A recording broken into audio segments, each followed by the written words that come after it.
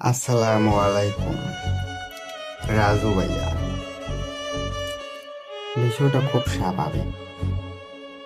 যত ছোট করে দেখা হয় তত ছোট না, আবার মনে করেন যত বড় করেও দেখা হয় তত বড় বিষয় না।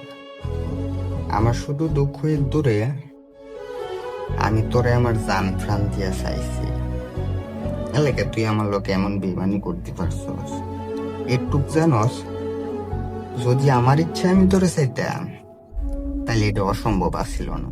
সম্ভব আমি কইরা নিছি, কি লেগে তোরে আমি চাইছি। তোর মায় নিজে তোর আমার বাচ্চাটারে নষ্ট করলো।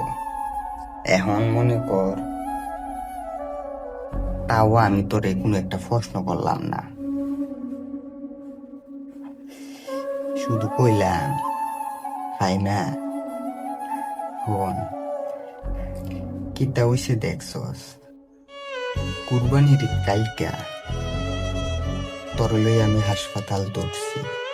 যদি বিশ্বাস করস, তখন বর্তমানে আমার সাধ্যের বাইরে আসিল। তোরে আমি জোর করে নিছি। তোর বাপ আইতে পারতো না, তোর ভাই আইতে পারতো না তোর আর তোর বাচ্চার জান বাঁচাইতে। আমি একলা লইরা তোরে আমি নিছি। তুই রাত 10টার দিকে উসাই তুলে হাসপাতাল থেকে নিজে অহংকার দেখাইলে বাচ্চা একটা ফুরা গেল গা, দ্বিতীয়টা অর্ধেক খুব ড্যামেজ অবস্থায় আছে। গুরুতর ভাবে হালাইতে হইব। কি লেগে ভবিষ্যতের চিন্তা ভাবনা। এরপরে তোরে আমি মাফ করে দিছি। এত কলঙ্ক গায়ে মাইকা নিছি, তোর এমনি চাইছি। তোর একটা কথা, তুই আরেকজনের লগে হাঙ্গা করতে পারছ তিরুমা, মনার পরও তোরে বিশ্বাস করলাম।